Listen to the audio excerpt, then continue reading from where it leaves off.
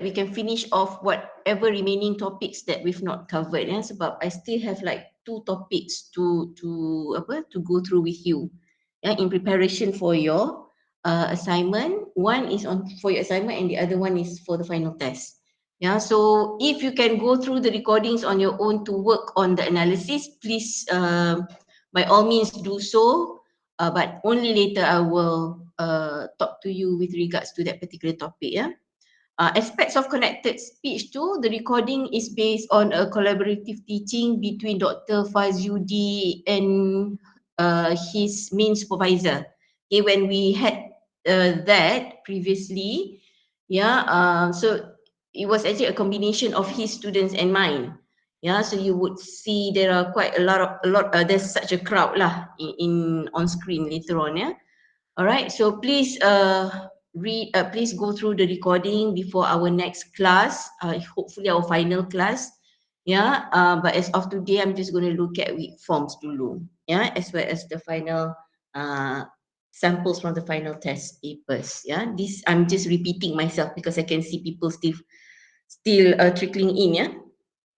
All right. So, if I'm not mistaken, I've actually given you the original slides, yeah, given by the resource person. But what I have today, again, let me remind you, would be slightly different from what you have. And inshallah, if I remember, I will share with you later after this. Okay, so today we're going to look at weak forms, yeah, function words, because we already look at all the content words in terms of from chapter 10 we did stress in simple words, and then I remember telling you to go through the recording on chapter 11, which is stress on complex words. Yeah, complex words would mean that words that ends with suffixes or begins with a prefixes, and then compound words. All right. But before you again, let me mention to you, before you even can move on to that particular chapter, you have to be really good at determining what makes a strong syllable, what makes a weak syllable, so that you know where exactly to assign your stress, when you speak. Okay, as even when you analyze the words. All right, so we've taken a look at syllable in terms of its structure, in terms of what makes a syllable weak, what makes a syllable strong. Yeah. All right, so today, because we have focused on the content words, which are nouns, adjectives. Siapa pula tu? Elisa. Yeah.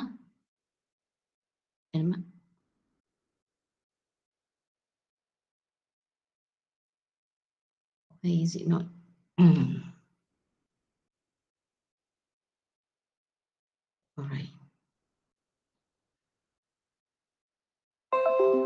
Okay, so we've taken a look at syllables, yeah, on content words like nouns, adjectives, adverbs, and verbs.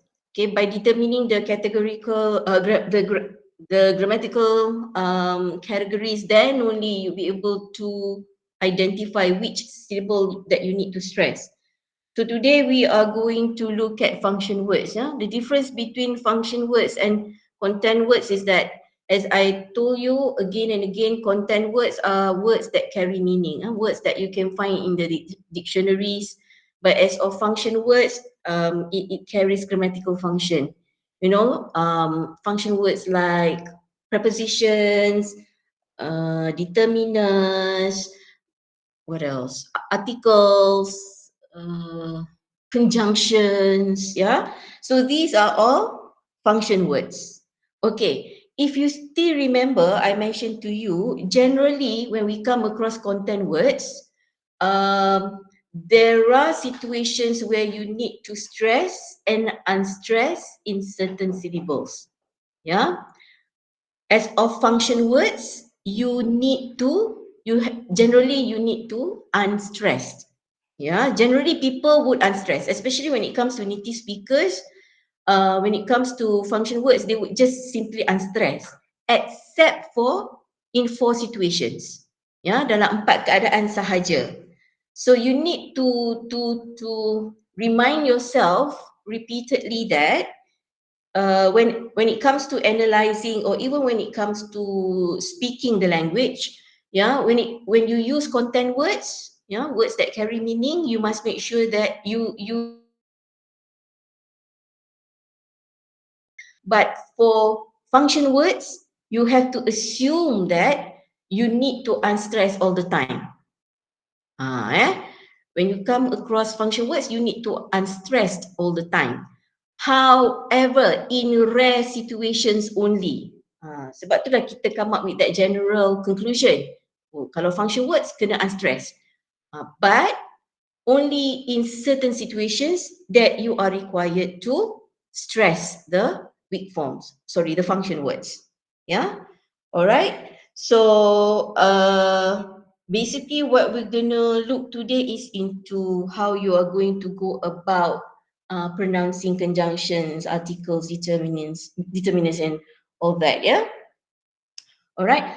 Regardless, when we discuss stress patterns in function words, we cannot help but still we need to talk about or even discuss with regards to content words. So because when we construct sentences, we are combining content words with function words. Yeah. So in order for us to decide what type of content words needs to be stressed, it is very much reliable to the meaning that is portrayed within that one string of words. Yeah. Alright, so kita nak tak nak will have to study or analyze at the sentence level. So that is what we're going to do today. Yeah? Okay, now let's take a look at this slide, which is on the word that taken from the dictionary. Okay, that, as you may see in terms of the meaning, yeah, it is written here as a pronoun. Yeah, so it can function as a pronoun. All right, especially when you use that as a relative pronoun, but that can also work as a, how should I put it, yeah, as a function words, because it can be used to point or to demonstrate on something. All right, so that has actually multiple uses lah or functions. That's why it is called function. It falls under function words. So if you notice in the dictionary, all right, the strong forms are given for both UK and US pronunciation. All right, and as of US pun sama, dia ada strong and weak. Yeah, meaning to say that when it comes to native speakers, stress is very important to them. You need to know when to stress and when not to stress. So even for the word that itself pun, there are rules for you to decide whether you should stress or you should not stress. Yeah. All right. When you look at the word itself, that kat sini. Okay. Normally, when would you use the strong forms for the word that? Okay. Example like this. I like that. Okay, if you look at the pronunciation, the strong forms would be that, but then the weak form would be that. But then if that comes at the end of the sentence, like you're pointing to something, now I like that. You don't say I like that. Tak pernah dengar lagi lah. All right, so I think by also depending on how the language works in the real world, you can actually decide juga whether the particular word or the particular function words are supposed to be stressed or not when we speak. Sebab selalunya kita kata I like that, we don't say I like that. Okay, all right. But the rule behind this would definitely be the fact that the function words comes specifically for the word that comes at the end of a sentence. So when that happens, you say, I like that. Okay. So if you realize when I mentioned tadi, ada juga I cakap tadi kan, when that happens, when that happens. When that happens. I tak cakap when that happens. I said when that happens. Means I have, because it happens at the middle. So you resort to the weak forms. What that happens. Okay, when that happens. Okay, but actually we normally struggle juga to decide whether it is strong or weak. You know, when we ourselves pronounce. Contohnya madam lah, I cakap terus terang ya, I don't really sometimes I've never actually analysed the way I speak lah. I'm very confident that most of the time I would use the strong forms, even with function words. Yeah, all right, because I'm so used to the way I speak in Malay, in our own native language. Yeah, so when that happens, there is also a tendency for me to say that. Yeah, all right. But it's very common if it comes at the end, I would pronounce it clearly lah. I like that rather than I say I like that. Macam kelakar pula bunyi dia kan. Yeah. So again, if when it happens at the end, you say it in the strong forms. But then when it exists in somewhere in the middle of the sentence, you are actually making use of the weak forms. Yeah. Even when you look at the structure itself, tengok structure, syllabic structure itself pun dah boleh decide dah which one is weak, which one is strong. So if you look at the strong forms, that, okay, you have a short vowel here, okay, a short vowel here followed by a coda. So if you still remember what makes a syllable strong, what makes a syllable weak, yeah, so this is one condition. Okay, so this syllable is considered as strong because the vowel is, the short vowel here is followed by a coda. All right, so it is strong. But when you look at the dirt, the weak dirt, dia ada schwa. And if you still remember, if the syllable contains a schwa, regardless there is a coda or not, it is considered as weak syllable. Yeah, that is why when you speak, you don't emphasize or stress on dirt. Yeah, okay. So I hope you know the difference. Yeah, so not only the structure indicates that, okay, the position of the word itself in a sentence determines whether the function words are stressed or unstressed.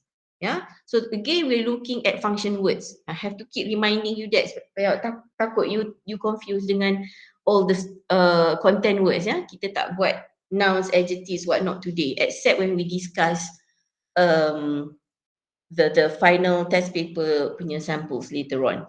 Okay, now let's take a look at more examples here, or still related to that, just to indicate to you why is that in certain situation it is strong, why in some situations that it is weak, like this. Yeah, I hope that she will. Okay, I hope that she will. I hope that she will. Yeah. Madam pun kena sebut banyak kali sebab nak get used to how normally the native speakers would speak. All right. Why do we have strong forms and weak forms for English language? Because again we have to go back to how the native speakers speak. And it's very common for them to stress on the weak form. To unstress the weak forms. Yeah, unlike us, we tend to stress everything. Okay. To the native speakers ears, sebab you kena faham English language ni is a perceptual juga. It's not just it is not just important in terms of how we produce the language production, but also how we perceive the language. Perceive means when people listen to you. Okay, so as of us ni, kita nampak all these native speakers, they are foreigners to us. So the way they speak is foreign to us. Ya, kita rasa macam pelik. Sebab the way we speak is different, definitely. The language itself is different. So when the native speakers, listen to we Malaysians speak, sometimes they have issues with us because when we stress everything, okay, whether it is content words ke, function words ke, they can get really confused in terms of kenapa kita nak make every word prominence, because when you stress, you make prominence, you give prominence to the syllables. So as you know, Mak Saleh ni, when it comes to function words, they don't give prominence at all. All right, so they have to listen to us carefully, because to them the way we speak would be very unnatural to them. It sounds odd. So that's how they perceive the way we speak. Macam kita since we are learning their language, so we have the. It's not to say that when you stress all the function words, you are wrong, but it's just a matter of how we are used to, because of the influence from our native language. Yeah, but to them it is weird. Yeah, to them it's weird because they don't normally stress the function words. Yeah, all right. So don't be surprised lah if you, let's say, if you one day you get to engage with the native speakers, you will come across situations yang you rasa macam, dia ni asyik swallow his or her words je, because it's very hard for you to capture sebab they don't stress on every word. Yeah, unlike us kan, we tend to do that. But to them pula, the way we speak is very foreign to them, because they need to they really struggle to ensure what exactly the meaning that we're trying to convey, because we seem to stress on every word. Ya, dia tak tahu, dia kena cari kat mana yang the point that we are trying to make. Yeah. So in English language, when you want to give emphasis on certain words, baru dia stress. Yeah. When there is a need for us to emphasize on certain words, baru stress. But for us, we tend to stress every single thing. But who knows, one day you will talk. At least if you don't engage in a conversation with the native speakers of the language, but at least you will be able to understand the way they speak. Ya, tak adalah you rasa weird sangat when you come across such situations. Alright, so all strong form pronunciation is unnatural and foreign sounding. Yeah, to the British speakers lah. Yeah, because all native speakers of British English, they tend to use weak forms as well. Yeah, all right. So to them, it is not necessary for them to actually stress or to use strong forms. When they speak, they only do that when it is necessary. All right. Okay. So again, let me repeat. Some strong forms. Some strong forms in content words. Okay, in content words can be stressed and unstressed. Okay, can be stressed and unstressed. Okay, but when it comes to function words, they are all unstressed except for in 4 situations. Even the 4 situations ni pun is not that difficult for you to remember. They are very straightforward. So we'll go through. So basically this chapter today, we are going to look at what are the 4 situations that would require us to unstress to stress the function word. Sorry lah, if I keep mispronounce some words, but I hope I manage to deliver it correctly to you. Stress, unstress, I pun pening kadang-kadang. But as long as you understand the concept, then it's fine. Yeah. All right. Just stop me if I confuse you or whatever, or you need more clarification. But I'll just go through whatever that I prepared here for you. All right. When it comes to function words, before we go straight into the 4 situations, let's look at what makes a function word. What are function words in English language?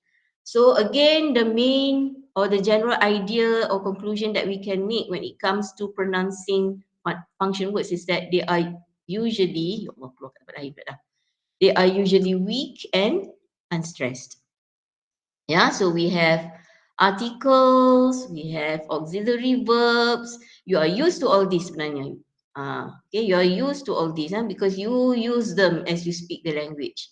Yeah, prepositions, even pronouns. Ramai ingat pronouns ni falls under content words. So you need to pay more attention to this if you struggle with it. Okay, all right. So, and we also have conjunctions. So we're going to look at all these function words when we discuss stress patterns. All right, let's look at articles first. Yeah, like in this sentence, do you have the time? Do you have the time? Okay, in rapid speech, we don't normally stress. Okay, so what I mean is we usually would unstress. So that is why if you notice, there is no, regardless that it stands on its own, it doesn't carry any stress marks. Yeah. So even by looking at the structure here, all right, there is a schwa. Yeah, there is a schwa.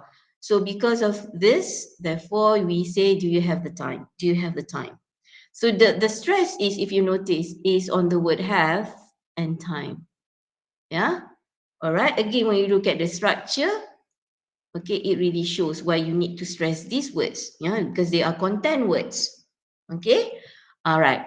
Have ni, I have, even though it's not listed here, have is also considered as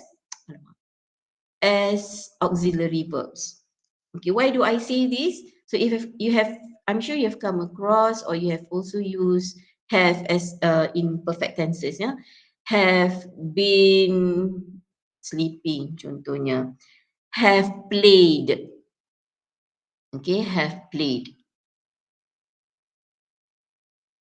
All right. Have here is the main verb because it carries meaning. Have here is the auxiliary or the helping verb. It gives meaning to the main verb. I have been sleeping. Okay, sleeping. Sleeping is the main verb. Played is the main verb. So when in this case the word have, all right, functions as an auxiliary verb or as an helping verb, you don't stress. You tak stress. But in this case, you need to stress, yeah, because it carries meaning. Okay, it is the main verb. It is the only verb. Yeah. So nak tak nak, you kena stress. Okay, so in this situation, it is the state of the word have has not been reduced. Yeah. Nanti dekat sini you will notice how the word have here is being reduced, and later I will demonstrate to you. But let's take a look at auxiliary verbs pula. Okay. So if you look at the way we pronounce, yeah, we say the wall was painted. Wall was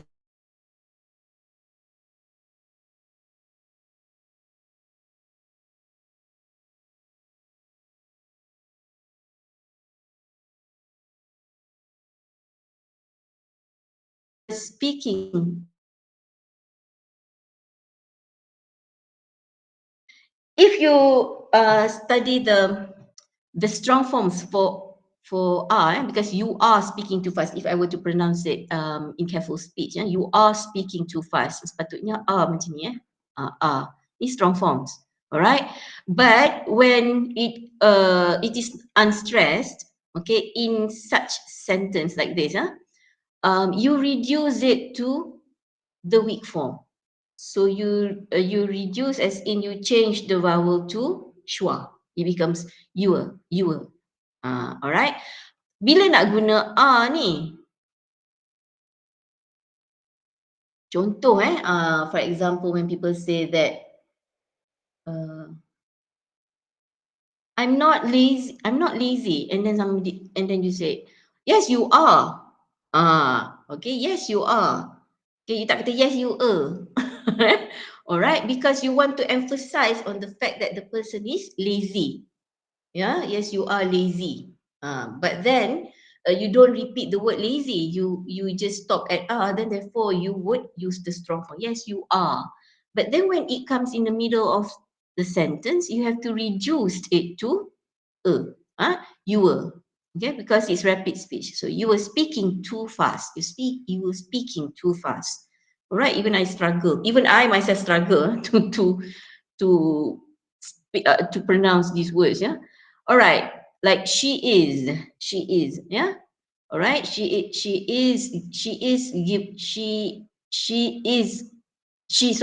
has given up. Ni patutnya has. She has. Yeah. But then because it is used as an auxiliary verb, okay, you reduce it to is only. She's. All right, she's given up. Okay, so you are left with only the z sound here. All right, therefore you don't stress because it's been combined with the first the earlier syllable, yeah, which is not even part of the word is. Yeah, so because it functions as an auxiliary verb or a helping verb for the main verb given, therefore it becomes weak. So you don't say she's.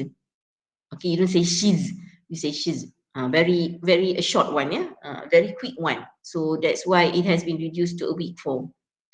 And then I can go tomorrow. I can go tomorrow. Again, this is the main verb, yeah, which is being stressed. But then the word can here is not stressed. No, you say yes, I can, because you want to put emphasis on the word can to indicate your ability.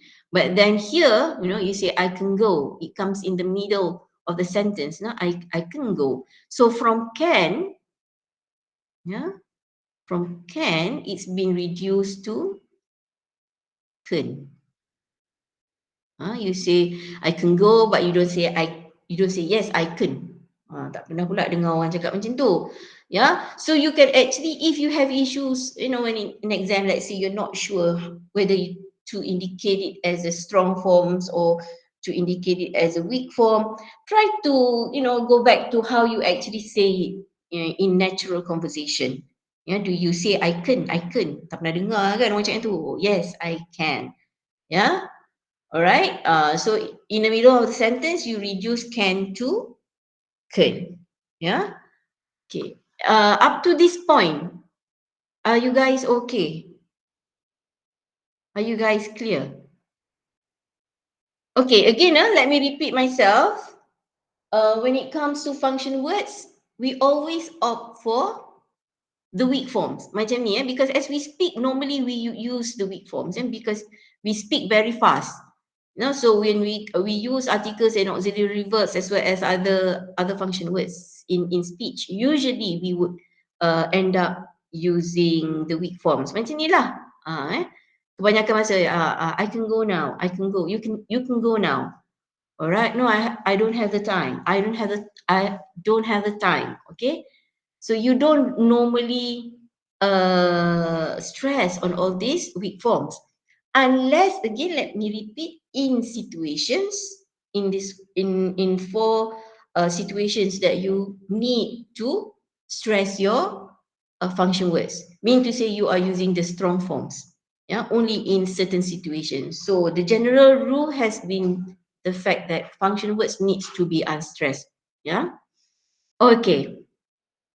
Regardless, when I say all function words should be unstressed, do not be surprised that when you transcribe them, they will appear as if, okay, they are in the strong forms. Okay, the syllabic structure indicates them as strong. For example, for prepositions, yeah, prepositions needs to be unstressed. Yeah, we say he came with he susahnya. He came with his friend. Okay, he came with his friends. Okay, just to indicate that you don't stress with sepatutnya. All right. So as you speak, patutnya you don't stress, yeah. But when it comes to the syllabic structure, we indicate it as strong. But if you notice, there is no stress mark given for the word with, because it is strong but unstressed. Okay. For prepositions like with, all right, it is strong but still it is unstressed. Yeah. He came with his friends. Yeah. All right. As of this, yeah. Okay. I'll come if you. I'll come if you want. I'll come if you want. Yeah. All right. If you remember, the strong forms for you would be this. Okay. And then we have another one, another weak form, year. Okay. And this would be another one, you. All right. Okay. So in these situations, in certain situations, like if you want to use you here, all right, you need to use the you, the you, which is the weak form. Okay, for the word you. All right, I'll, all right, is a pronoun is I, tapi because you have um apa ni use the contraction will tu, all right, so it becomes I'll, but then you don't stress on it, you say I'll come, I'll come if you want. I'll come if you want. Yeah, so you akan dengar native speakers stress on the word come and want. Yeah, if you want, in fact not want. Tengok the way I pronounce pun very much Malay punya Malaysian English punya style pronunciation. Alright. So again, pronoun you don't stress. Yeah, you here you don't stress. Okay, but regardless, do not be surprised that they come in strong, strong syllable structure. Okay, and then we have conjunctions. Okay, I'll come if you want. So conjunctions, if here, strong. Why? Because you have the short vowel followed by a coda. It is strong, but still it is unstressed. I'll come if you want. I'll come if you want. You tak stress on if tu, yeah. All right. So please just settle with the fact that all function words are unstressed. Okay, regardless that they are strong in forms. Forms je, in forms, in terms of structure je dia nampak macam dia strong, but still you need to unstress it, yeah, as you speak. Okay, now we're going to look at the four conditions. The function words in the strong forms. Yeah, meaning to say that you need to stress them lah. Okay, so this is it has not been numbered. I do not know why, but this is actually the first rule. Yeah, because the rest are numbered. I don't know why yang ni dia tak nampak. The miss this part. Yeah, I'm fond of chips. Okay, I'm fond of chips. Okay, we are looking at this. Yeah, I'm fond of chips. Okay, of. Alright, kalau dia punya strong forms would be of. Yeah, it will be of. Okay, but because the word of here is in the middle of the sentence, so you have reduced it to the weak form. Yeah, so again, it's a schwa, schwa followed by a coda. It is still considered as weak. So you say, I'm fond of chips. Yeah, so this is very common. However, bila you nak guna strong forms, when it is at the end of the sentence. All right. So when it's in, sorry, it's not this, it's this. All right. So when it's at the end of the sentence, it becomes of. Yeah. So chips are what I'm fond of. Okay, chips are what I'm fond of. Fond of. Yeah, you have to stress or use the strong forms of the function words.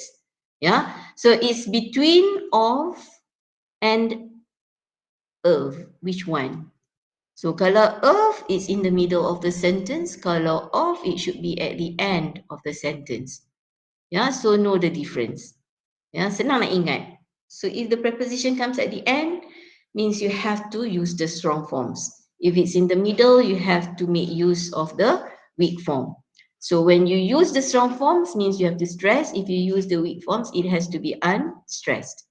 Okay, there is another condition. Okay, sini ada A and B ya. Okay, A would be representing the first concept. Okay, when the weak form word is being contrasted with another word, for example, okay, in this case, the letters from, the letters from him, the letters from him, not to him, okay, from, to, yeah, okay, the letters from him, not to him. So in this case, right, usually if let's say you want to use it in the weak form, contohnya he's from, you use from, he's from Canada, yeah, it's in the middle of the sentence. From here is in the middle of the sentence, but because it is constructed with another preposition, it's being contrasted with another preposition, so you have to use the strong form because you want to indicate that the letters is from him, not to him. You want to indicate the two contrasting concepts there. So that's why the emphasis is given on the preposition from and to. Yeah, you use the strong forms. All right. But again, if it's in the middle of a sentence, yeah, this is from he's from Canada. He's from Canada. Okay, you want to only focus on his as well as Canada. All right, a similar case is what we might call a coordinated use of prepositions. Why coordinated? Because you have two. Okay, when you have more than one, only you can coordinate. Yeah, and usually when it is coordinated, it is combined using the coordinating conjunction. Okay, you use coordinating conjunction like and, but, or. Yeah, and, but, or. So in this situation, the word and is used. Okay, all right. So for these situations, usually people would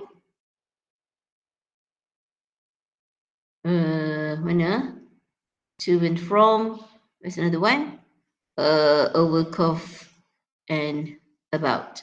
All right. So they are combined by this coordinating conjunction and. All right. But if you notice and in the middle here, it has been reduced to an. Yeah, because it works as a conjunction. All right. But because in this case, the prepositions, you can look at it as contrasted, but at the same time, you can look at it as coordinated.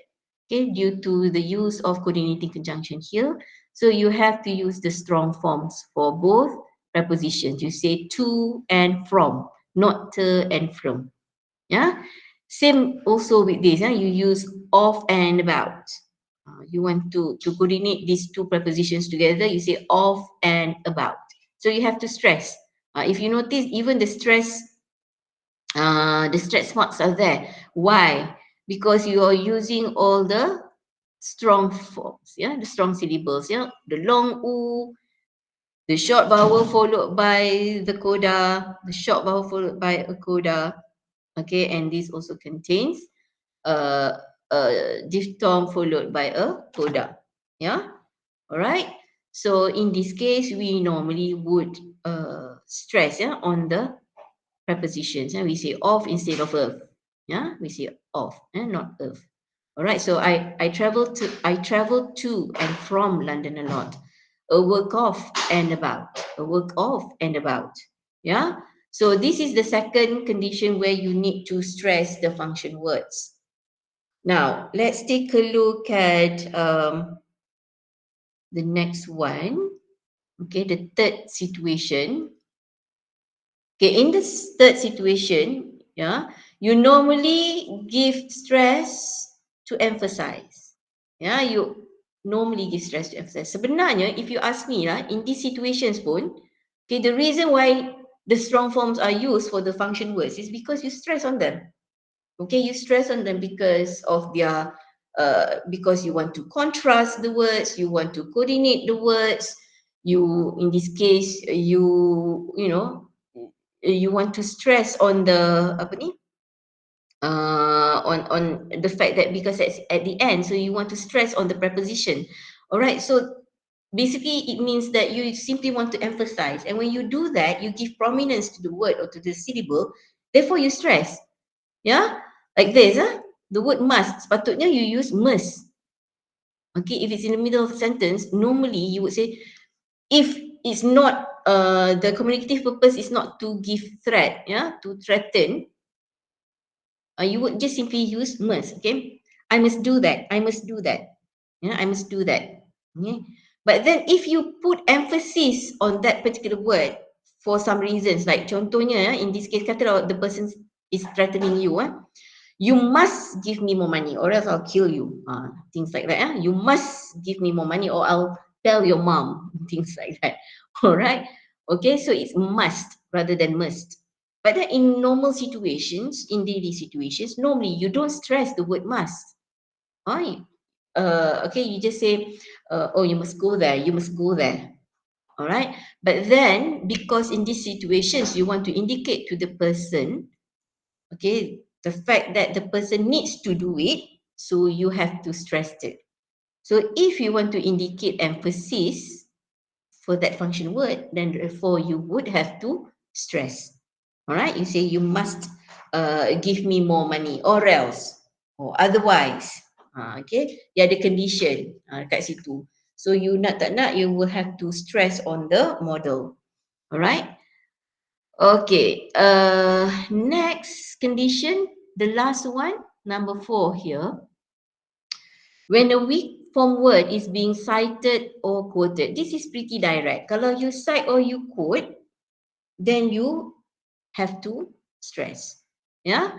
All right. In this case, what do I mean by cited and quoted? Because you want to explain the word and.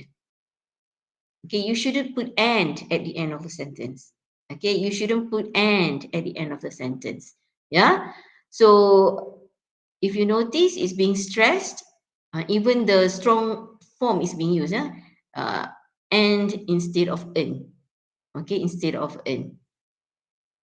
All right. So because of this, you need to stress the fact that you want to cite or quote that particular preposition. So you need to stress.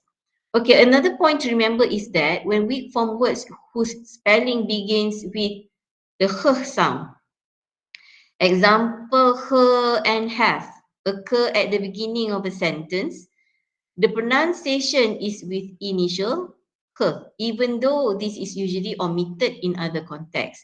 So if the word her and have happens at the beginning of the sentence, you have to pronounce it. All right, have you? Okay, her book is over there. You don't say a book. Kan usually you don't pronounce, you would omit the her pronunciation if it's in the middle of a sentence. But if it's at the beginning of a sentence, you have to use the full form. Okay, have you seen her? You don't say have you seen her? You don't do that. Okay, you say her book is in her book is on the table. You don't say a book is on the table. And of too is the reduced forms for this for the function words. Yeah. So again, placement or position in a sentence is very important. Yeah. All right. Okay. So basically, there are 4 situations. Okay, if you let's do a bit of a recap here. So in what situations? Number 1, what was the first situation where you need to stress your function words? What would that be? What's the first rule? If you still remember. What was the first rule?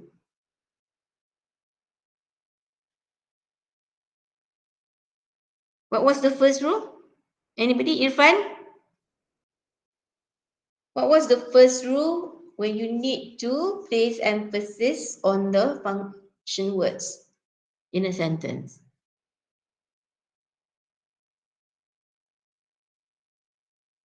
Iqbal?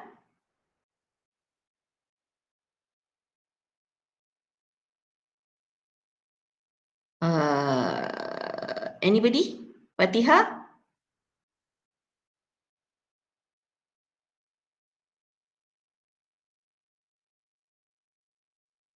Hanis? You guys ada ke tak ada ni ke? You all tengah study untuk petang ni? Ada. Jawab je. What was the answer for the first one if you can still recall? When do you stress the function words?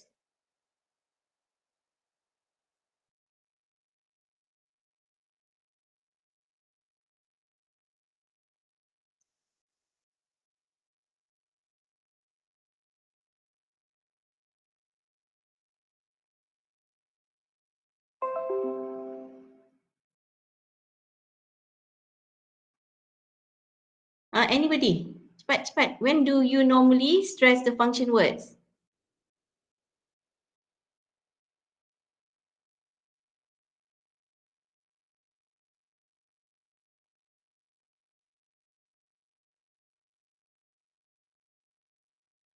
Kalau tak ada jawapan ni, Medan tak nak proceed tau.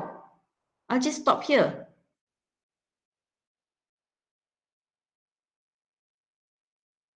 Anyone would like to answer? What was the first condition tadi tu? Mana yang lain ni? Diana, strong of, Nur Sakina, strong of, maksudnya apa? Normally when the function words happens at the end of the sentence, yeah, at the end of a sentence. So you would have to stress them. Contohnya, where is it, you don't say at, you don't say at, where is it at, you say where is it at. So if the preposition occurs at the end of the sentence, all right, you use the strong forms, yeah, you say at, you don't say at. If at happens in the middle of the sentence, you use at, yeah. So where is it at? You don't say where is it at. That is the first condition. The second condition, thanks Sakina for answering. Second situation, whether you stress on the function words.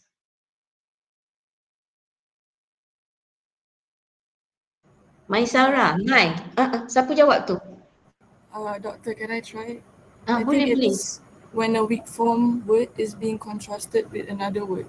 Very good. If the prepositions or the weak forms, not just prepositions lah, tapi basically it's always the prepositions being contrasted. Very good. If the function words are being contrasted, therefore you need to stress. Very good. And it is contrasted. What is the other, who answered anyway? I don't get your name. Who answered just now? Me, doctor.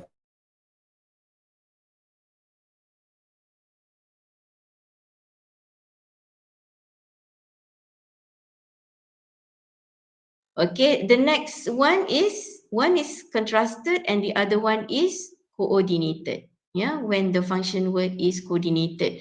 What is meant by coordinated? Because the words or the function words are being combined or joined together by a coordinating conjunction, and but or.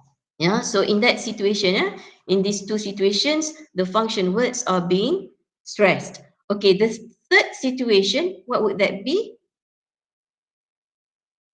When a weak form is given stress for the purpose of emphasis. Very good, Sakina.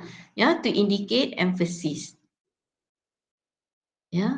So prominence is very important when it comes to assigning stress. You give prominence to the specific word or syllables. So in this case, because we're discussing function words, so you putting emphasis on this function word. So that's when you stress. All right. So the last one would be this lah. When you cited or quoted the word. So in this case, the word being cited and quoted here is the preposition and. That is why it's being stressed. Sepatutnya dia tak boleh stress langsung. Okay. Alright. Now let's take a look at this. Okay. In the textbook, you will find a list. Of course, we have so many. Just like words with prefixes, suffixes. Kita ada banyak. Same here. If you notice in this table, we have a lot. So altogether sebenarnya when it comes to function words, we have about 40 altogether in the English language. So it's been listed here. Okay, please read up Roach if you want to take a look at how they are used in sentences lah. This is the strong forms and the weak forms being given to you so that you can see how they are different in terms of usage. Okay, if you, let's say the word was is used at the end of the sentence, so it has to be in the strong form. If it's in the middle, it becomes was. All right. So if you notice, all the strong forms ni, it contains either a short vowel ends with a coda ataupun a diphthong. Okay, a diphthong, a long vowel and a diphthong. So whatever that contains all this combination, it is considered as a strong form. So with the strong forms, you have to stress, but when it comes to all the weak forms, you would have to unstressed. So this contains schwa, or it has been reduced to only the z and the s sound. Okay, macam is. Yeah. But then contohnya you want to talk about she's, okay, she is, you reduce it to only she's, in rapid speech. So you will have to use only this. Yeah, it has been reduced. All right. So know that there are of course more. Okay, but I'm just going to highlight a few lah, so that it's easier for you to see what is very much prominent when it comes to its usage in the language, and that we normally would come across in everyday conversation. Again, that itself, if it's used at the end of the sentence, you have to use the strong form. But if it's in the middle of the sentence, you just simply go to the weak forms, and you just simply use the weak forms. That. All right. Same goes with her. If you remember, I mentioned the rule just now. All right. Her, if it's being used at the beginning of a sentence, you have to pronounce the her sound, and of course the strong form is there. Okay. If you notice the long vowel all right, for the strong forms, so you have to use it in full lah. But the reduced version would be this. It is being reduced to only these two. All right. Usually it will be this. But let's say, when you construct your sentence, the following word that comes after the pronoun her begins with a vowel, you have to indicate the r. Okay, the r has to be pronounced. Okay, we say her own, her own. Okay, her own, yeah. So the r has to be pronounced, but usually you don't need to. Okay, example lah. We have, let me give you this, her book. Okay, so it begins with a consonant. All right, if it begins with a consonant, you reduce it to only a book. Okay, it is a book. It is a book. It is a book. Yeah. All right. So you have to reduce it. But then, if it is followed by a word that begins with a vowel, you have to indicate still the reduction form, but you have to indicate the r sound being pronounced. And you say her own. She is totally on her own. Yeah. All right. And as for this, it has to be at the beginning of a sentence. All right, next one, yang very common would be the word your. Okay, this is the strong form. Okay, all right. Um, but then when it comes to these situations, you have to use it in the weak forms. Meaning to say that if it is in the middle of a sentence, if it is in the middle of a sentence, so make sure that you use the weak form. It has been reduced. Again, it shares similar rule. If let's say the word your is followed by a word that ends with a vowel, you have to indicate the r sound. You're totally on your own. You're totally on your own. Yeah. But then if the following word begins with the consonant s, you say your son. Okay, it is your son. Yeah, you don't say your son. Yeah, so you reduce it. Okay, you reduce it to only these two. Okay, to only these two forms. Yeah, so this is the strong form, and these would be the weak forms. All right, for the function words. Okay, the next one, the word for. Okay, the word for. Okay, example is given here. What is it for? What is it for? So you would use the strong forms because at the end. Yeah, it's at the end. But then if it's in the middle of the sentence, again, similarly, if the word is followed by the what you call this thing, that begins with the vowel, you have to indicate the r sound lah at the end. Okay. All right. You say it is for it is for it is for it is for you. It is for you. Yeah. So you tak ada, kalau itu you guna for, it is for you. Yeah, it is for you. Sorry, it is for you. Right? So for here you have to use the weak form. But then if it is followed by like this, it is followed by a vowel, you have to mention the r at the end. Yeah, it's very important for you to know the difference. Okay, let's look at the word to. To here again, if it's used at the end, all right, you have to use the strong forms. Yeah, it ends with a long vowel. All right, but again, if you look here, if it is followed by a word that begins with the consonant, you use the. Okay, you need to stop. You need to stop. You don't say you need to stop. We do that. Yeah? We do that all the time. But actually, the rule is you have to use the weak form. It is the. Okay, is it either the or to? Okay, so in what way are they different? You use to here. It is to still, but then it's the weak form. Okay, it is to still. It is a weak form, and it is followed by a word that begins with a vowel. Okay, you need to eat. You need to eat. Weak form. Okay, but then if the word begins with a consonant, you have to use the. You need to stop. You need to stop. So you need to stop versus you need to eat. You need to eat. Yeah. But strong forms contohnya to be or not to be. To be or not to be. It's in the beginning of the sentence. So nak tak nak, you have to use the strong forms. Alright. To whom do you give the book to? To whom do you give the book to? Okay, to whom do you give the book to? To indicate that the emphasis you actually give, on the preposition to whom you actually give something to, someone. All right. So you need to know the difference in terms of the position as well as whether the following words are followed by a consonant or a vowel. So whatever that I've pointed out here means that you need to know the difference. Yeah, you need to know the usage. Okay, basically in the test we will highlight all these lah. These are the most common prepositions that we would normally highlight in the exam. All right, the word some. Okay, is very common as well. All right, some, you use the strong form for some when the nouns that you use are the countable nouns. Example here, the word idea. Okay, idea ends with the letter S, means it's in the plural form. So you say some ideas. I have some ideas. We don't say I have some ideas. No. Okay, you say I have some ideas.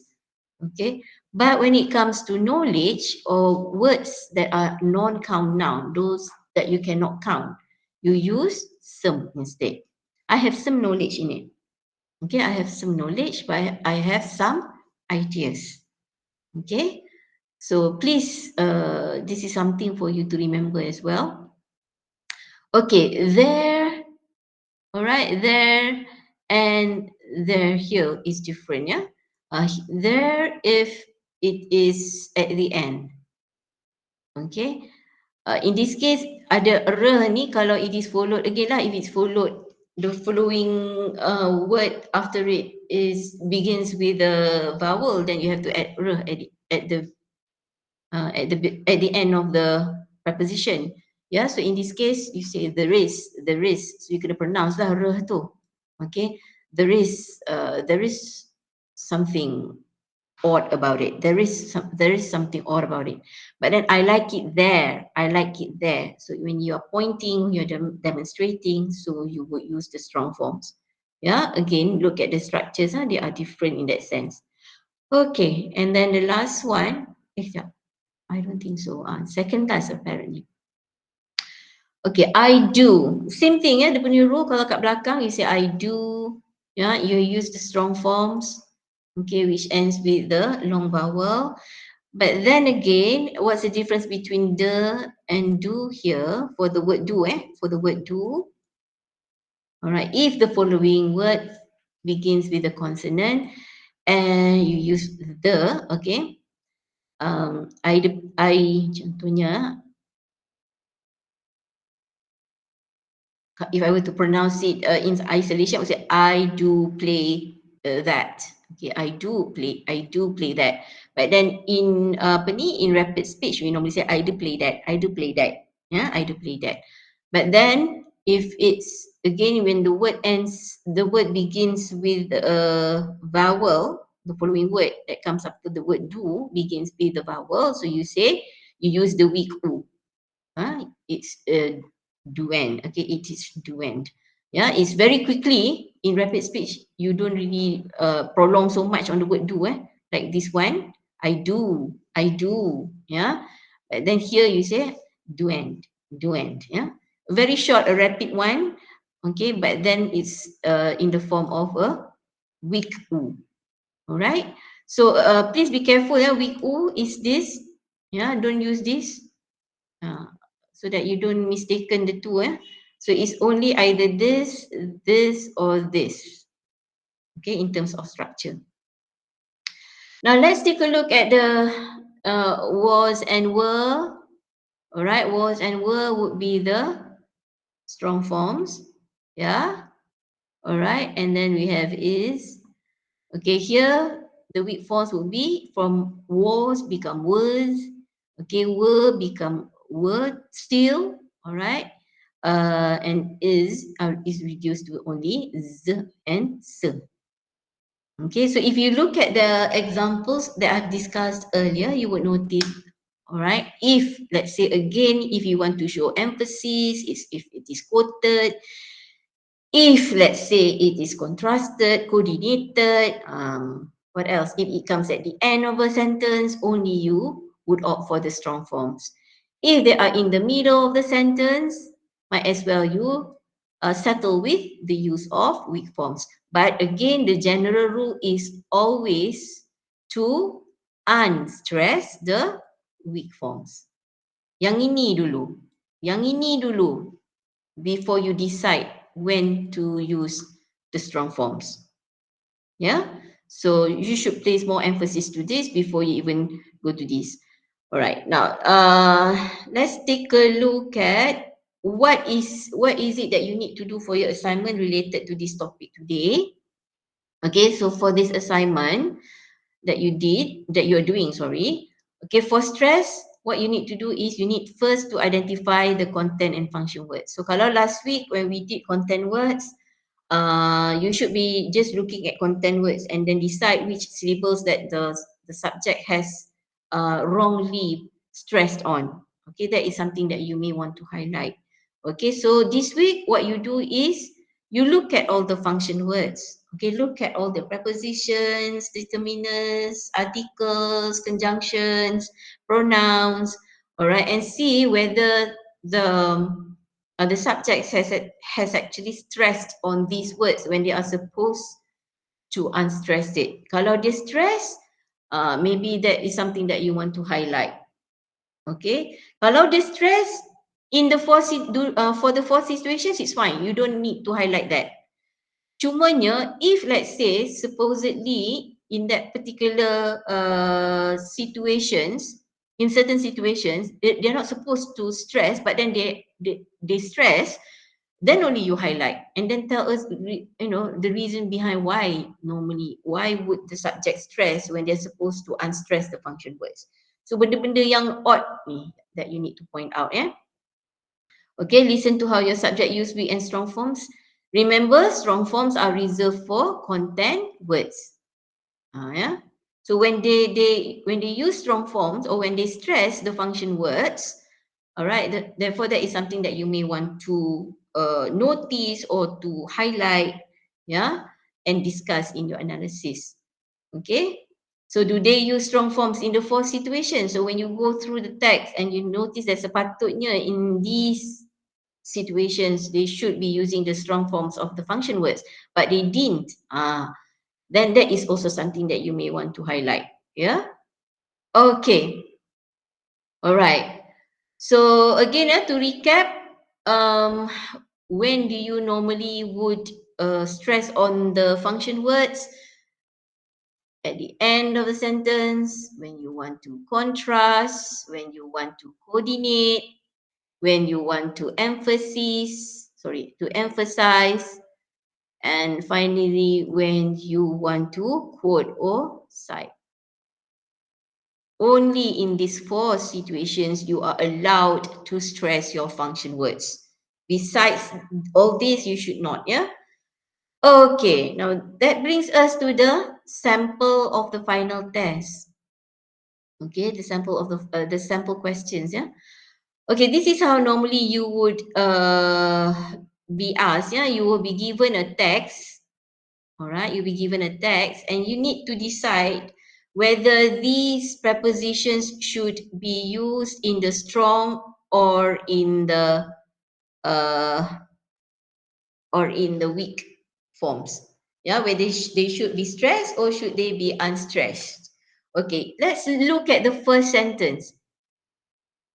Okay, what would be the right should I say what should be the right pronunciation, okay, for the word to in the first example here.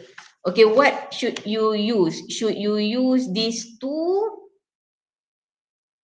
Should you use this or should you use this one?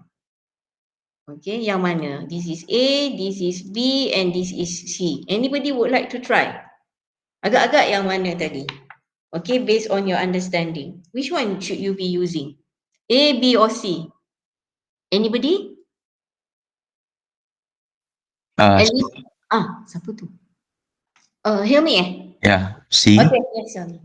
You go for C Alright, why? Why do you go for C and not D? Because like the following word starts with a vowel. Very good.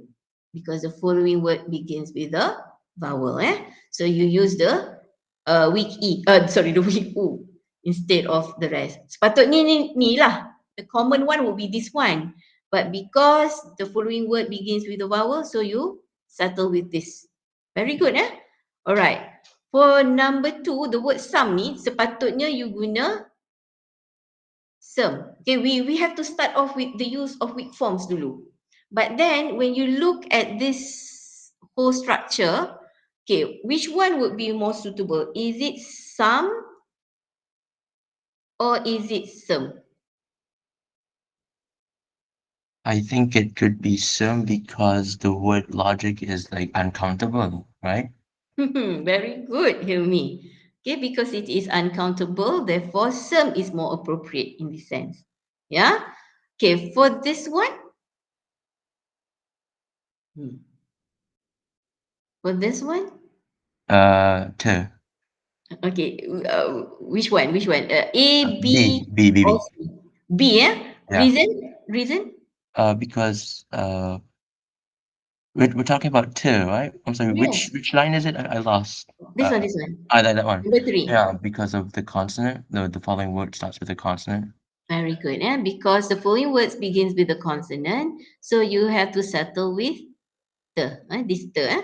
I didn't say to sit here. I meant to sit before things. All right. Very good. Number 4. Okay. Number 4. We will have two situations, either to use the strong forms that ataupun that.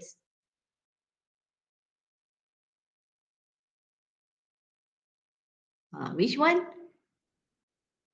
Sekejap, Random nak suruh Irfan jawab. Irfan, mana satu? That or that?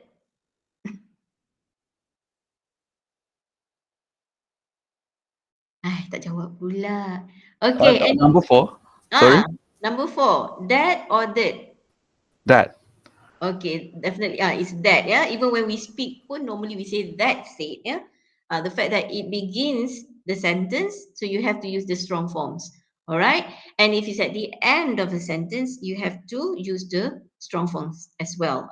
Unless it's in the middle, then you use the. Okay. All right.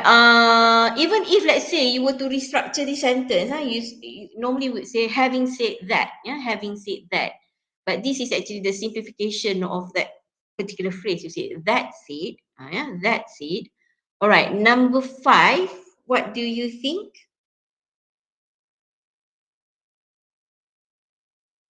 Is it for? Or is it per? Or is it per? Which one?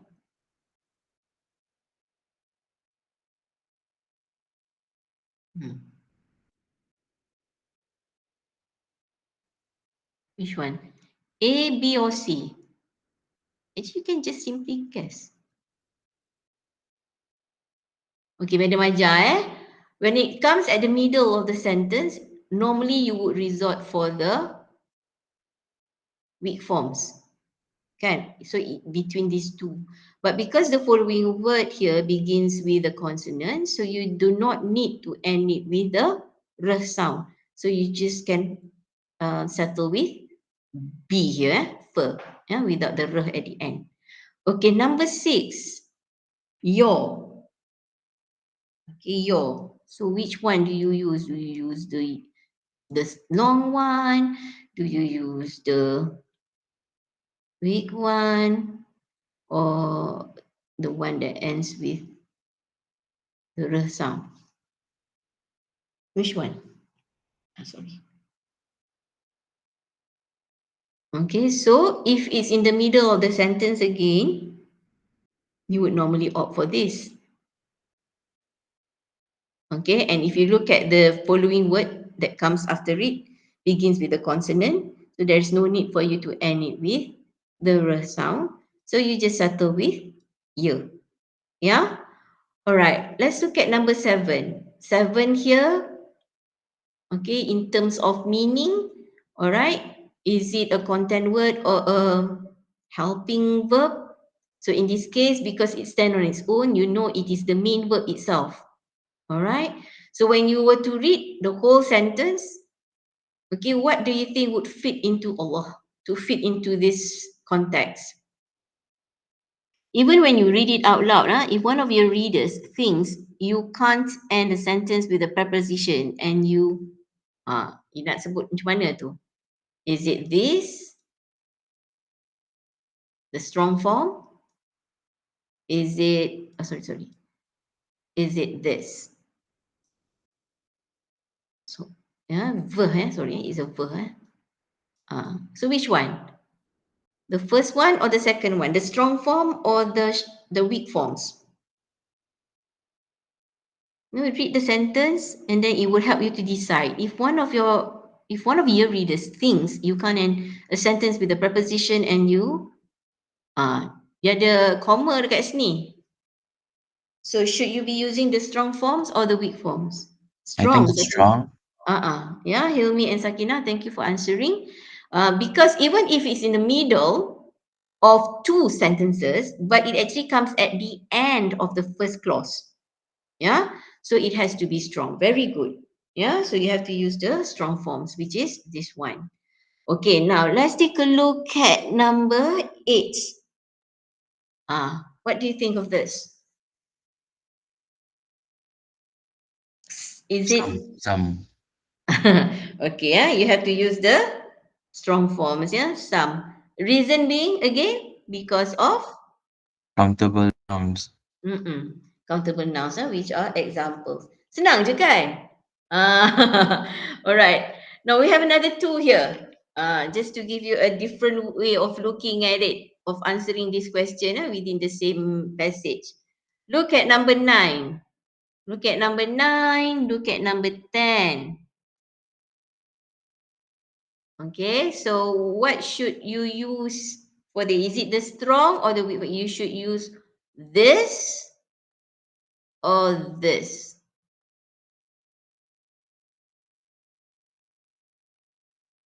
Which one?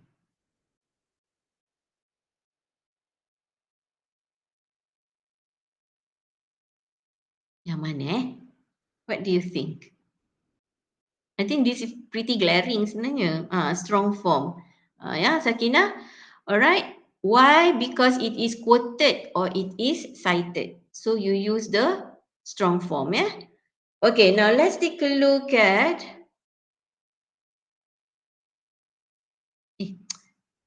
All right, number 10, okay, they are shorter. They are shorter. Is it this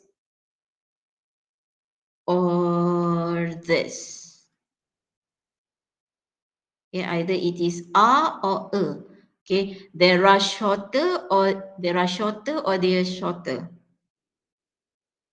Now, which one? Strong or weak?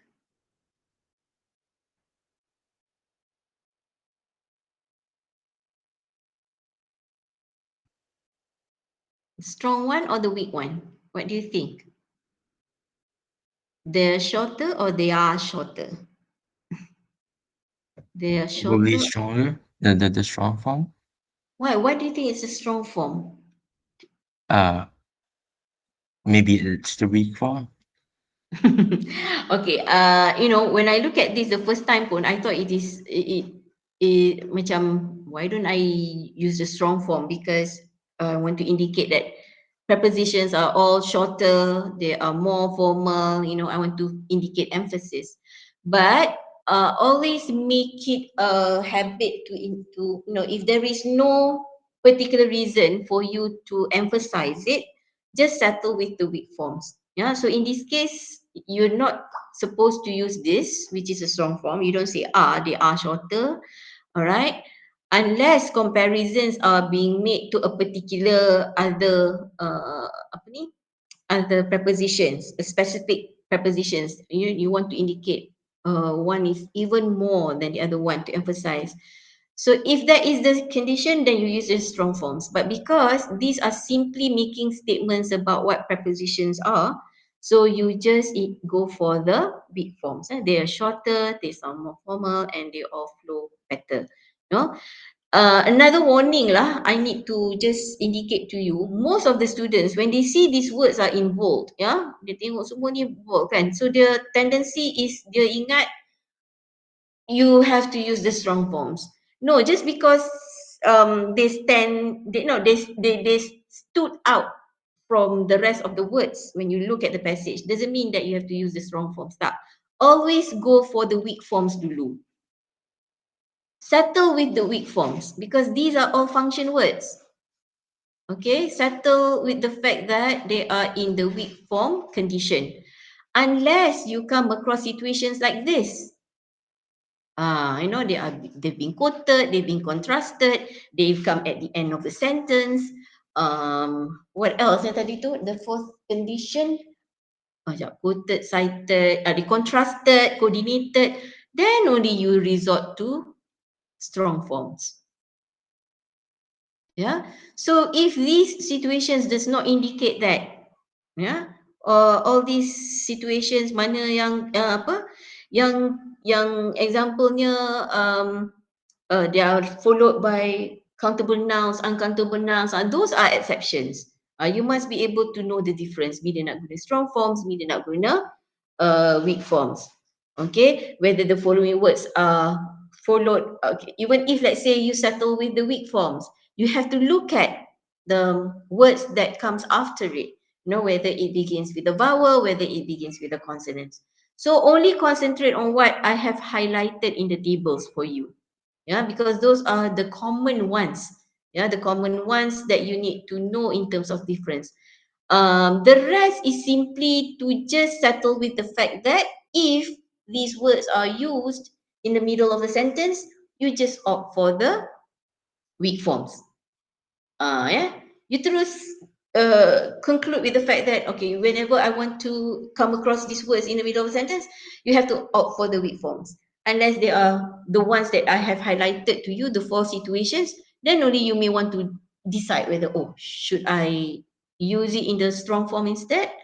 And again, look at what follows, and then whether it is countable or uncountable, whether it is followed by words that begins with a vowel or a consonant. Those things would come later, after you decide on what makes what makes you decide on whether you should use the strong or the weak forms.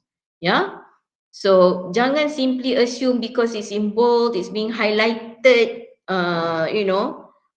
darker than others, so you thought that it should be you should just opt for strong forms, and not necessarily.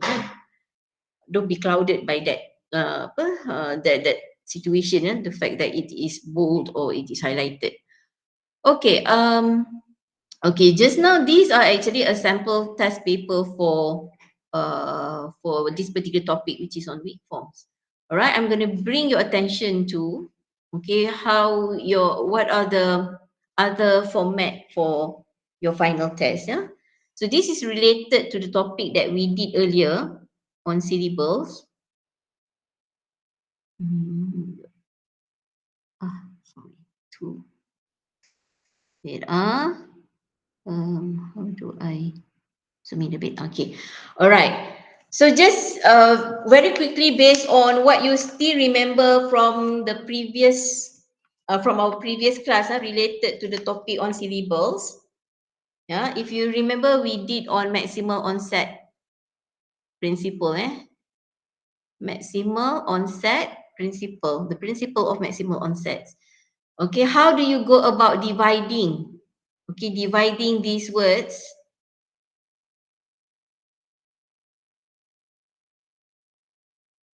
Okay, into syllables, right? Into their syllables.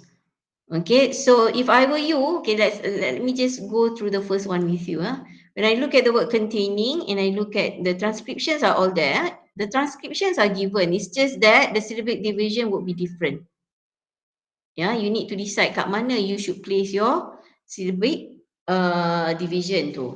Okay, all right. So in this case, okay, what you do is you just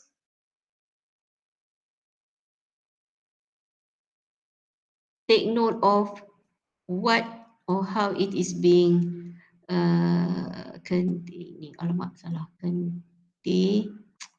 Sorry.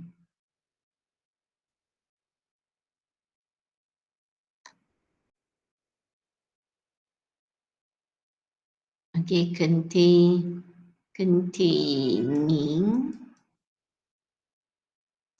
Okay, if you still remember the maximal onset principle, you need to first identify all your vowels.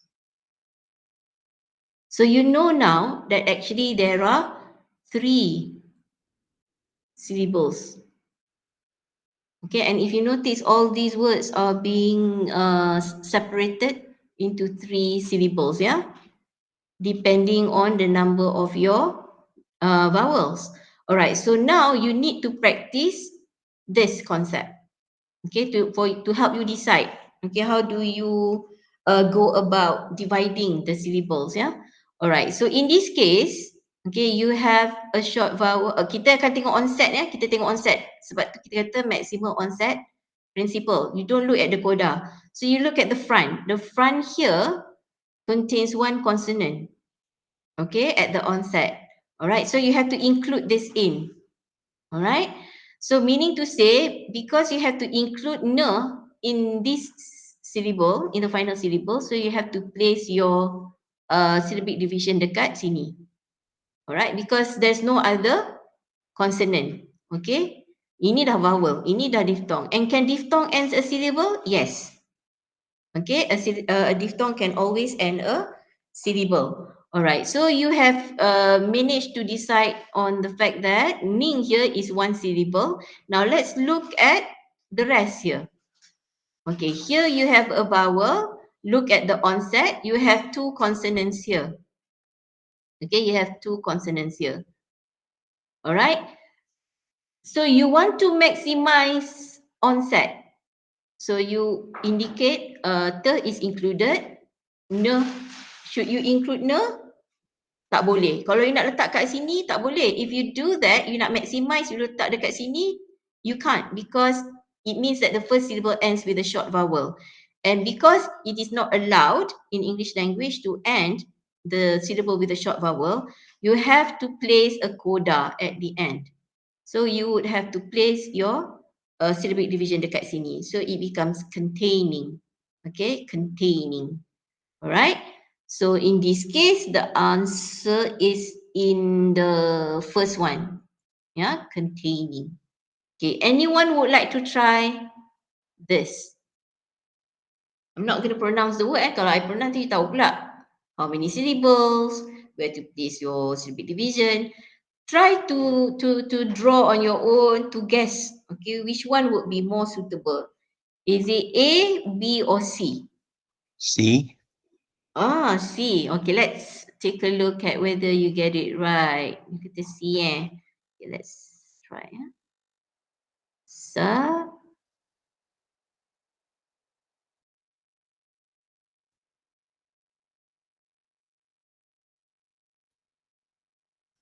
Alright. So if I were to identify my vowels, it will be here.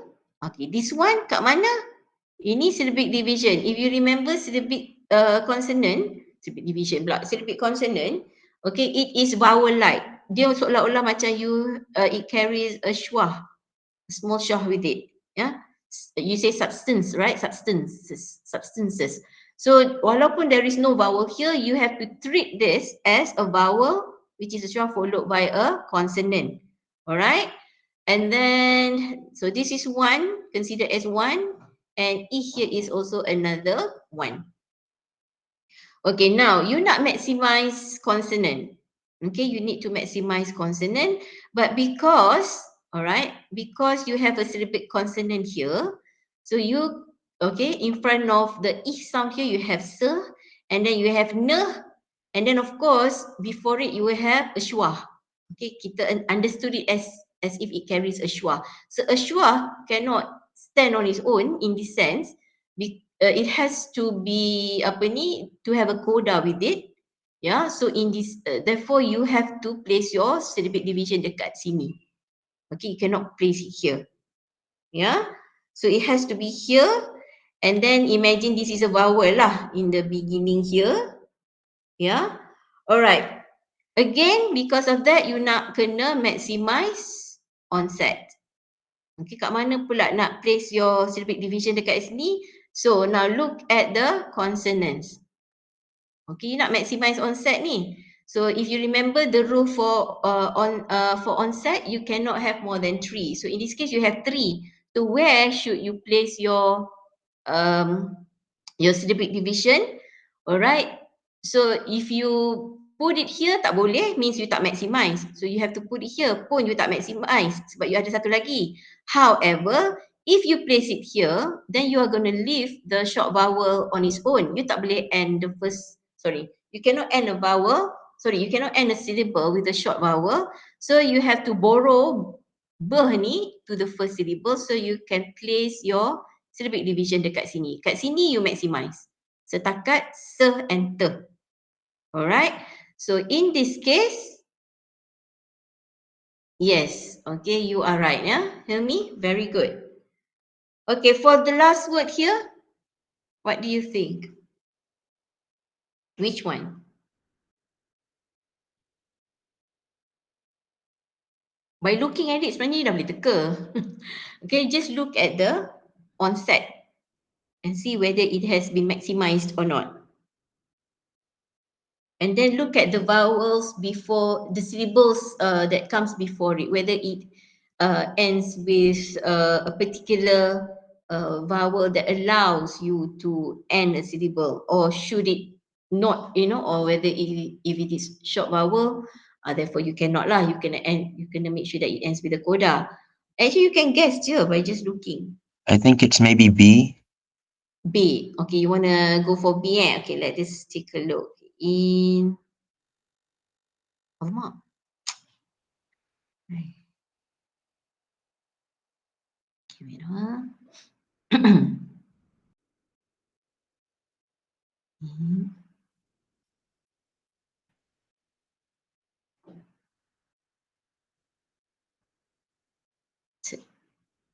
Okay, all right. So we have one vowel here, one vowel here, one vowel here, and another here.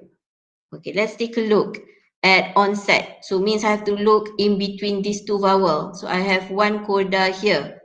Okay, I have one coda here. So in this case, can I place my syllabic division dekat sini? Cannot, Kenapa tak boleh? because it's a short vowel. It needs to end with a coda. Okay, Hilmi, you need to remember, when it comes to E sound, if you still remember the rule, for E, you are allowed to end the syllable if it is followed by another syllable. Ingat lagi tak rule tu? Ingat kan? Itu chapter 10, chapter 10, chapter 11. Chapter 10, chapter 10. And of course, chapter 9. Chapter 9, yeah. So please read up. Sebab tu kena read up your chapter 10, chapter 9 and 10 for you to decide on your syllable division. So because you can end your syllable with a short vowel, and if it is followed by another syllable, so in this case you can actually maximize onset dekat sini. Okay, you can actually maximize onset. So in this case you can place your syllable division dekat sini. Yeah, you're allowed to. So the consonant is taken by the final syllable. Yeah, because you can actually end your first vowel, the syllable here, the middle syllable here with the short vowel. All right, now let's take a look at what comes before E pula. Okay, per and re. Okay, per and re. So I want to maximize onset. So I want to include up to here. Is it allowed for you to end a syllable with a long vowel? The answer is yes. So this is correct. So you place your your syllable division dekat sini. Okay, now I nak maximize koda depan ni pula. Okay, I have te, I have ne. Okay, I have te, I have ne. Okay, in this case, in this case, I have to end the short vowel with a consonant, with a coda. Okay, so you cannot place I on its own. So you have to place your syllabic division dekat sini. So if you were to look at the answer, the one that is suitable would be C, interpreted. Okay, interpreted. Alright.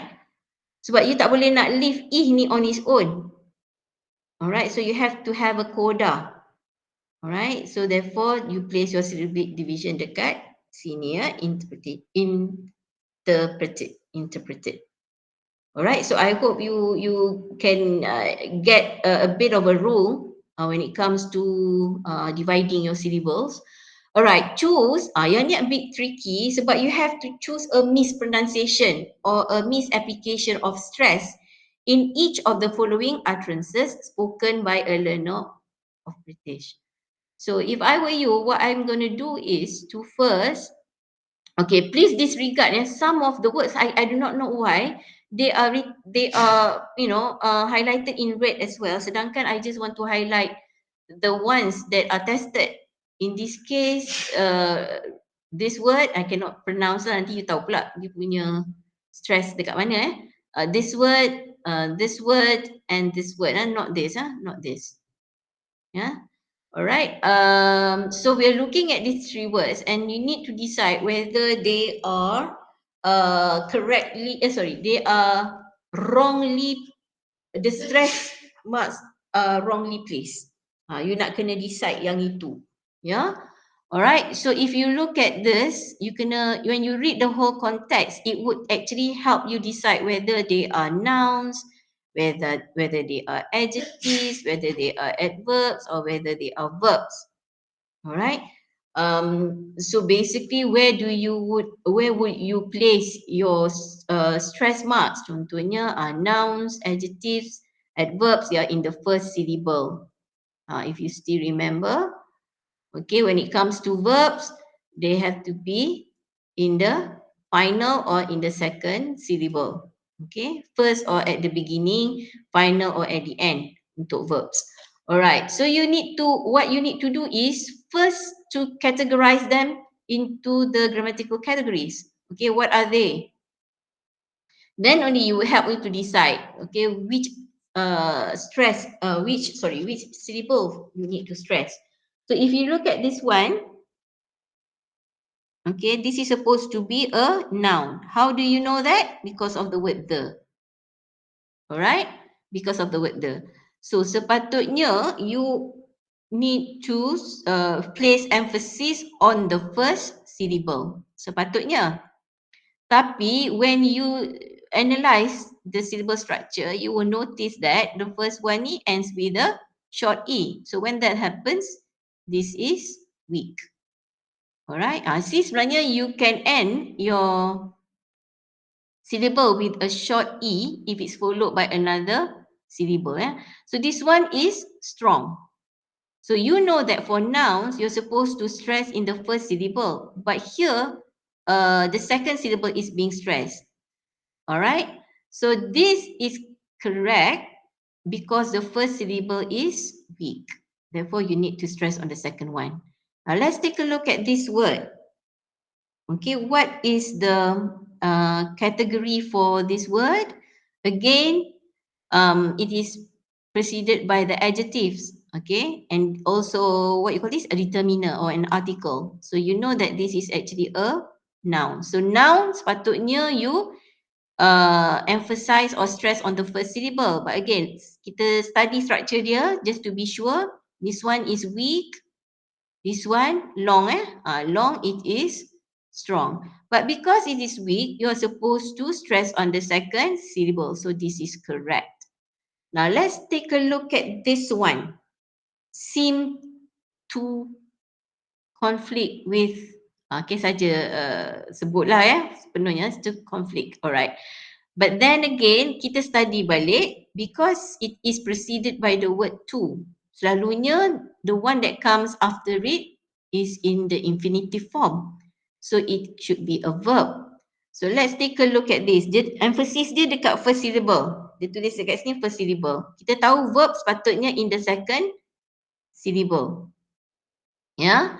Alright. So in this case, this one is strong. This one is strong. Sepatutnya the emphasis is, the stress is here but dia letak dekat sini. So we know that this is wrong. So this represents the mispronunciation or misapplication. So the answer is C. Yeah, this one. Dia dah being misapplied or mispronounced. Yeah, sepatutnya is a verb. Sepatutnya conflict, not conflict. Yeah, con, if you stress on con, it becomes a noun dah. Yeah. Alright, number 2. Patutnya for this one lah. Yeah, for this word. B is for this word and C is for this word. Okay. Again, what do you do? Identify dulu dia punya categorical, grammatical category. This one is an adverb. This one, what do you think it is? Usually kalau dah next to it would definitely be when you have an adverb, it is always followed by a verb. Yeah, and then this one you have the. Okay, when you have the article a, and the, usually whatever that follows is either an adjective followed by a noun ataupun just the noun itself. So in this case, temperature is a noun. Alright, so let's study or analyze each of these words. So from the word gradually, alright, gradually, alright, so you have strong. What is it? The short U here is we, this is a gradually, this is a diphthong. So this is strong, and then the weak E at the end. So this is weak. Yeah, so gradual. Alright, gradual, which is supposed to be and it is a and gradually, not gradual, gradually, because it is an adverb, so the stress is on the first. Okay, it is on the first syllable. So this is correct. Alright, look at the verb here. Verb patutnya you stress on the second syllable. Alright, then we look at the structure. Short E followed by a coda, so it is strong, and then there is a long vowel here, so it is strong. Sepatutnya dekat sini, tapi dia letak stress pattern dekat sini. So this one is the misapplication or the mispronunciation. So for this, it is the right answer. Okay, which is B. Okay, now anyone would like to guess which one for number 3? First, identify the grammatical category dulu. For A, what is it? Noun, verb, adjective, adverb.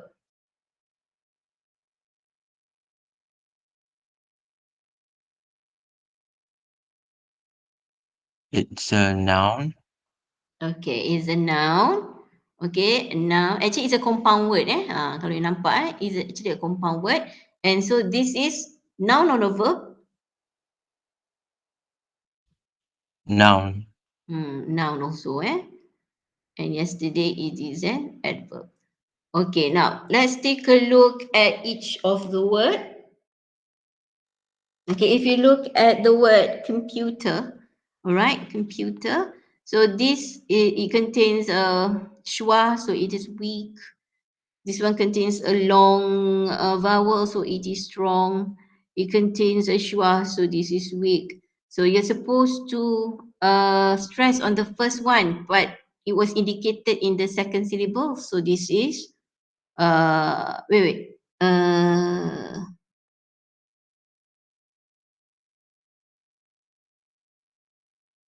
Wait, weak, strong, weak. Oh, because it is, how should I put it? In the first syllable ni, dia contains weak, so you have to opt for the second syllable because this is strong. Yeah. So you know that for nouns, you're supposed to stress on the first syllable, but because it is weak, you have to place it in the following, the next one. So in this case, because it is strong, so the answer is correct because the stress is being placed in the correct position. Let's take a look at this one. Alright, it's supposed to be noun, so sepatutnya dekat sini. So if you study the structure, this is strong, this is also strong. Unfortunately, the stress marks is given here. Sepatutnya you, for nouns, you have to stress on the first syllable. So because of the misapplication and mispronunciation, so the answer is B. This one is correct. So be careful because you're looking for mispronunciation or misapplication. Ramai students bila dia dah tengok the first word tu, dia dah ingat, this is the correct, betul lah, the correct syllables have been been given in those words. But actually we're looking for mispronunciation or misapplication. Don't simply resort to just the right transcription. Okay, this one, let's disregard this. So this word, and this word. Okay, arrested. Okay, arrested. So definitely you know it is a verb, kan? Yeah, it is a verb. So let's study the structure. Look at all the vowels. This is weak, this is strong, and this is strong. Alright? Okay, logiknya you kena emphasize pula Logiknya you kena emphasize dekat sini. Kan? Yeah, because of the strong form. But this is also strong. Sepatutnya you emphasize or you stress on the final syllable.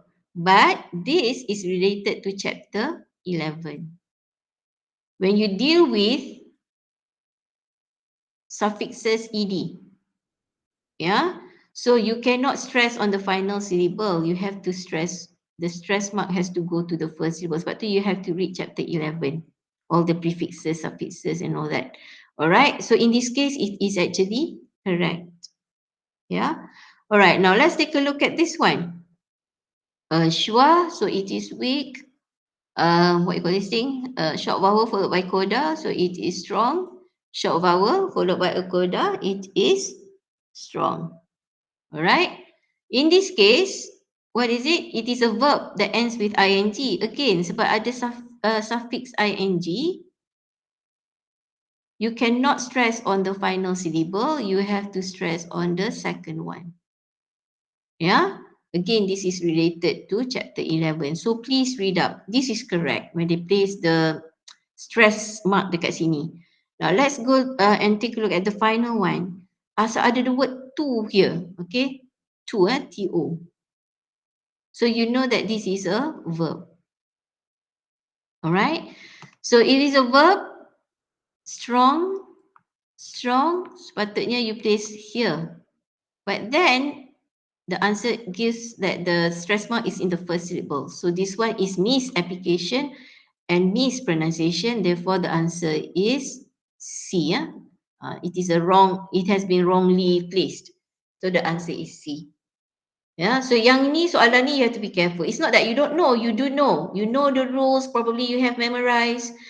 But because the question asks you to look for words that have been mispronounced or applied in terms of the stress, so that is something that you need to be careful with. All right. Then the final one.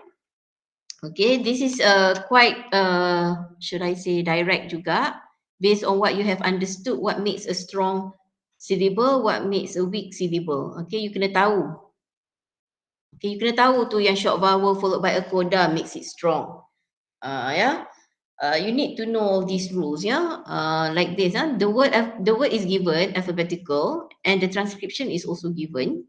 All right. So what you need to do when you get this type of question is actually to decide on the number of syllables dulu. So as you know, it's best that if you try to put to divide dulu, then only you can describe. And don't simply describe without dividing your syllables, but you need to decide how many syllables are there altogether. Then only it will help you to also decide whether it is a strong or a weak syllable. All right, so let's take a look at this one. If you notice, okay, there's one vowel here, one vowel here, one vowel here, one vowel here. And if you look closely, ni is actually a syllabic consonant le, which carries a short vowel. Alright, so if I were to use maximal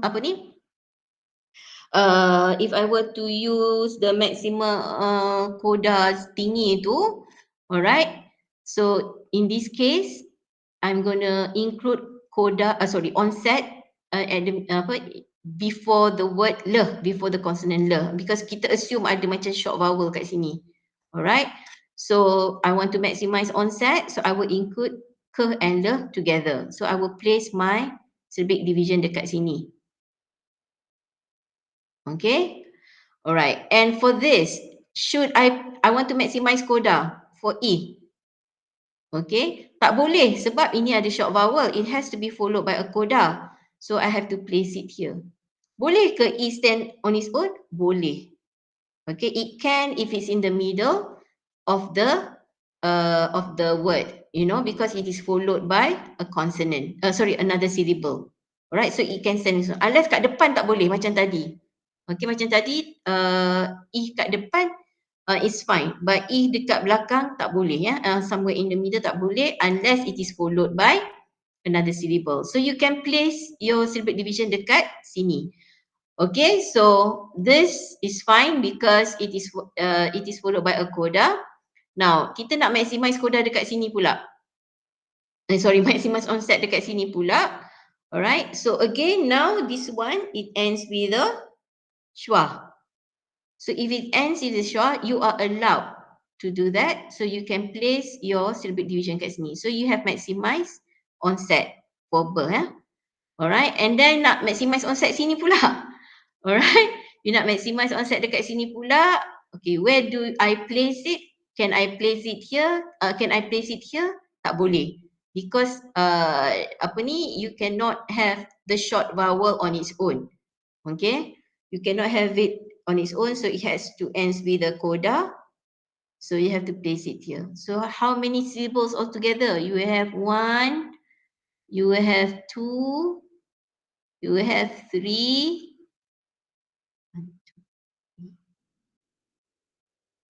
4, E on its own, and curl is 5.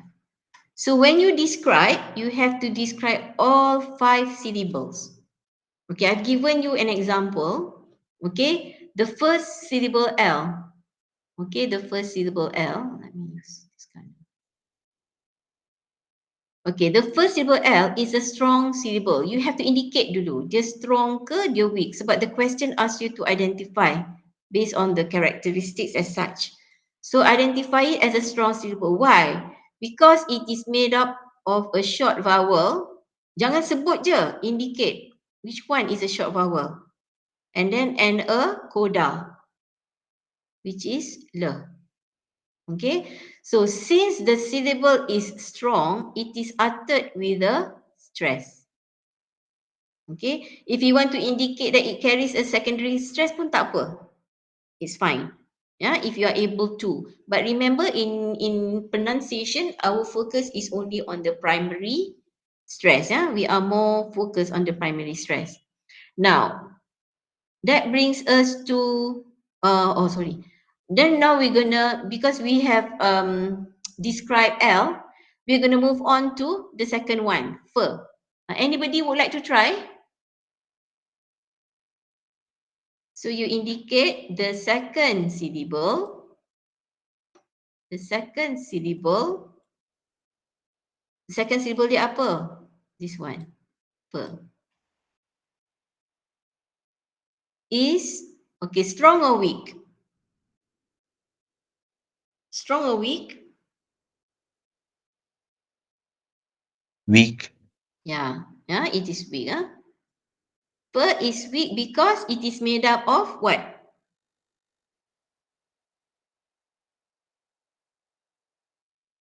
Schwa. Just mention schwa je. Yeah, because it contains a schwa. Okay, so since the syllable is weak, it is unstressed. Unstressed. Okay, as simple as that, yeah? All right. Okay, therefore, when it comes to strong syllable, you have to focus on, remember tak, untuk to study syllabic structure, your focus is on the rhyme, which contains the vowel and the coda. So untuk strong syllable, you kena, if to prove that it is strong, you may have to mention that it is a combination of short vowel plus a coda. But if it is weak, usually because it contains schwa. Okay, normally that would be the reason lah. Alright, so if you were to look at the third syllable, so tadi second, now we move on to the third syllable. So the third syllable, bird, it's not bird, it's bat, alphabetical kan? Bat. Alright, is strong or weak? Strong or weak?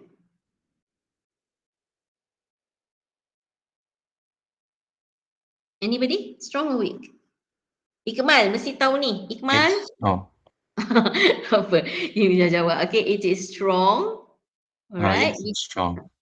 Strong because it is It made has up of a short vowel mixed with a coda. the short vowel, this, yeah, the eh sound with the coda t. Kena mention with the coda t.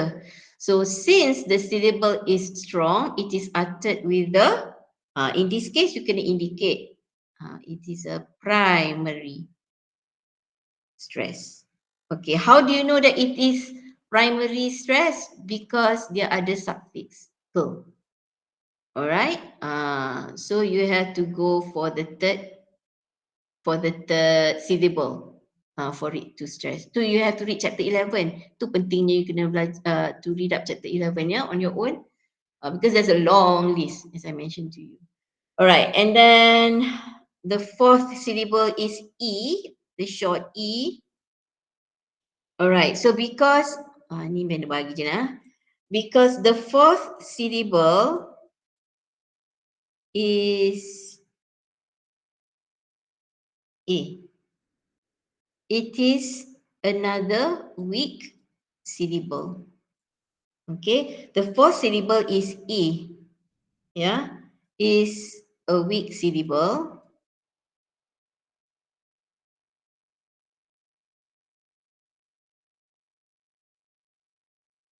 And because, yang ni kena panjang sikit and because it does not end with a coda. With a coda.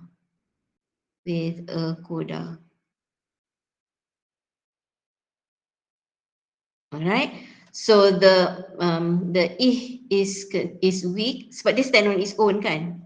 stand on its own. Yeah?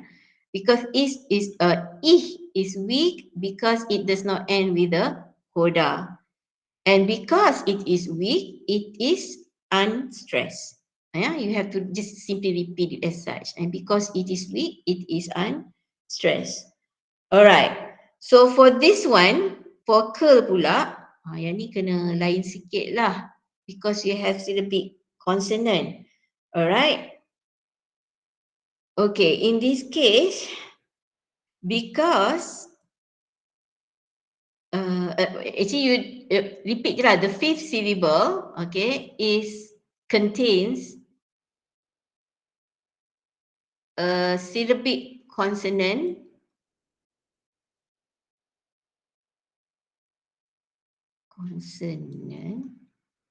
okay. The fifth syllable is a weak syllable. Kena sebut dulu, is a weak syllable because it contains the syllabic consonant. Dia kena mention yang ini. Don't forget the mark, the weak, to indicate that it is weak. Yeah. Therefore, the weak syllable, since the syllable is weak, it is unstressed.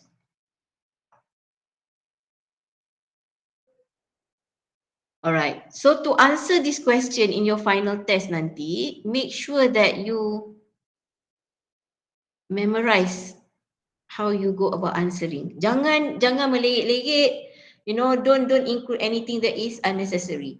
As long as you mention that whether it is a strong or a weak syllable, and then indicate the structure. Alright, and then mention whether it is stressed or unstressed. 3 je. These 3 aspects je. Because why? Because each one of this carries 1 mark. So 3 marks for 5 syllables like this, okay, is 15 marks altogether. Yeah. So if you were to write, you not go about defining what makes a strong syllable, what is syllable in the introduction, semua tak payah, just go straight into answering like this. Just go straight into answering what makes the first syllable until the 5th syllable, until the end.